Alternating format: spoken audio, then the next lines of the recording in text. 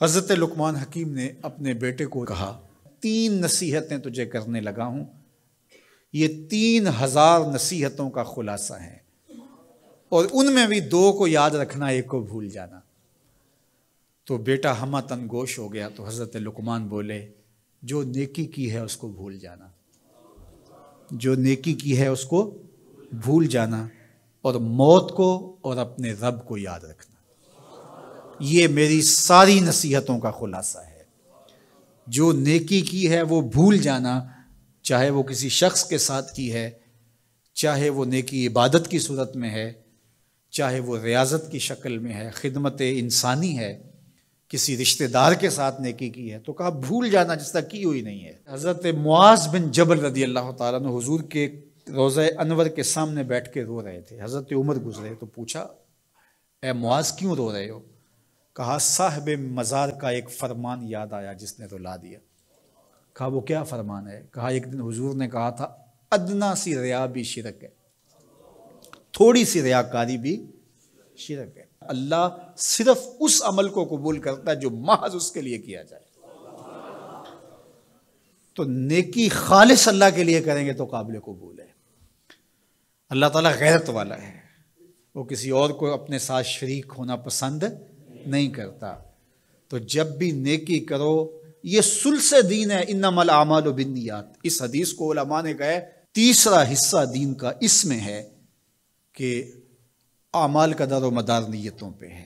نیت کا خالص ہونا شرط ہے، ورنہ محنت بھی کی، سجدے بھی کیے، خیراتیں بھی کی، سب کچھ کیا، لیکن نامہ اعمال میں 0 کو ہوگا۔ کیتی کتری پئی کھو محمد تے سکہ بنیا زردہ۔ تو ریاء سے بچنے کی تلقین کی گئی۔ حضرت لقمان حکیم نے کہا جو نیکی کی ہے اس کو بھلا دینا، اللہ کو اور اپنی آخرت کو کبھی فراموش نہ کرنا۔ جب آخرت مستحضر رہتی ہے، ہر وقت بندہ خیال میں رہتا ہے کہ میں اللہ کے حضور پیش ہونا ہے، ایک میدان لگنا ہے، وہاں ترازو گڑے گا، اعمال تولے جائیں گے، تو خود بخود اپنا محاسبہ کرتا رہتا ہے۔ یہاں وہ کچہری خرید سکتا ہے، عدالتیں خریدی جا سکتی ہیں، تھانے یہاں بک جاتے ہیں، یہاں منصف بک جاتے ہیں، لیکن وہاں اللہ کی پولیس نہیں بکے گی، وہاں کے تفتیشی نہیں بکیں گے، وہاں کے تھانے، وہاں کی کچہریاں نہیں بکیں گی، وہاں ترازو پورا وزن تولے گا۔ یوم تبلی السرائر فما لہ من قوت ولا ناصر۔ فرمایا جس دن راز کھول دیے جائیں گے، کوئی کسی کی مدد نہیں کر پائے گا، اور نہ کوئی طاقت سے اپنے عیب کھلنے سے روک سکے گا۔ تو جب مستحضر ہوگا کہ میں اللہ کے حضور پیش ہونا ہے، ایک کچہری لگنی ہے، ایک عدالت لگنی ہے۔ آج مکار آدمی، جھوٹا آدمی، خائن آدمی، بد کردار آدمی بچ کے نکل جاتا ہے، عدالتوں کو چکمے دے جاتے ہیں، لوگ عدالتیں خرید لیتے ہیں، دھمکا لیتے ہیں، سب کچھ ہو جاتا ہے اس دنیا میں۔ طاقتور کی کوئی بات نہیں کرتا، کمزور پھٹے چڑھا دیے جاتے ہیں، لیکن ایک عدالت ایسی لگنے والی ہے جہاں انصاف ہوگا، جہاں عدل ہوگا۔ تو اس لیے کہا کبھی اس کو فراموش نہیں کرنا، اور دوسرا اپنے رب سے کبھی بھی غافل نہیں ہونا۔ اپنے رب سے جو غافل ہو جاتا ہے وہ زندگی کے مقصد کو کھو بیٹھتا ہے۔ اور اسی کو رومی کہتے ہیں دنیا ہے یہ چیز، دنیا از خدا غافل بدن۔ دنیا کیا ہے؟ کہا سونے چاندی ہیرے جواہرات کا نام دنیا نہیں ہے، خدا سے غافل ہو جانے کا نام دنیا ہے۔